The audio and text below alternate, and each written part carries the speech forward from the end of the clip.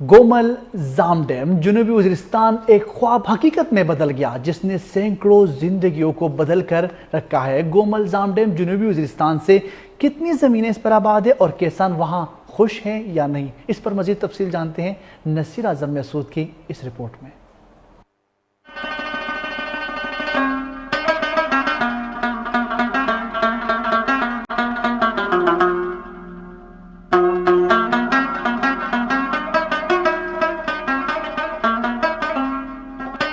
Gomal زام dam جنوبی وزیرستان ایک خواب جو حقیقت میں بدل گیا، ایک خواب جس نے سینکڑوں زندگیوں کو بدل دیا۔ گومل زام ڈیم بننے کے بعد ہماری زمینیں آباد ہو گئیں۔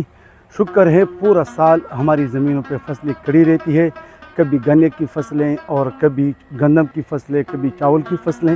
اس طرح کہ یہاں کے باسی بڑے خوش ہوئے اس ڈیم کے بننے کے بعد۔ حالانکہ یہ ڈیم بننے سے پہلے زمینیں تو پڑی تھی پر زمینیں ساری کی ساری بنجر تھی، لوگ پریشان تھے، پیٹ پالنے کے لیے ان کے پاس کچھ نہیں ہوتا تھا۔ اب ڈیم بننے کے بعد نہریں بن گئی، اب ہر ایک کے گھر میں گندم کی ڈھیریں لگی ہوئی ہیں۔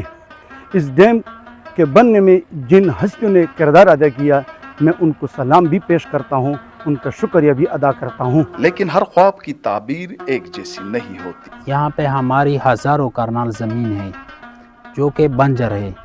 یہاں پہ اگر بارش ہوتی ہے تو یہ زمینیں ہم کاشت کرتے ہیں، اگر بارش نہیں ہوتی ہے تو یہاں پہ یہ بنجر ہوتے ہیں۔ حکومت سے اپیل ہے کہ یہاں پہ گومل زام ڈیم سے واٹر چینل دیا جائے تاکہ یہ ہزاروں کرنال زمین جو ہے یہ آباد ہو جائے۔ 1,63,000 ایکڑ زرعی زمینیں تو اب سیراب ہو گئی ہیں، لیکن 28,000 ایکڑ زمینیں جو سیراب ہو سکتی تھی آج بھی پانی کی بوند بوند کو ترس رہی ہیں۔ ان کسانوں کے خواب ابھی تک پورے نہیں ہوئے۔ جو لوگ فائدہ لے چکے ہیں وہ تو ان کے لیے ہمارا دل خوش ہے الحمدللہ، اور جن کو ابھی تک اس کے فوائد نہیں ملے، اسپیشلی جو ایگریکلچرل بینیفٹس ہیں، تو وہ بھی مایوس نہ ہوں۔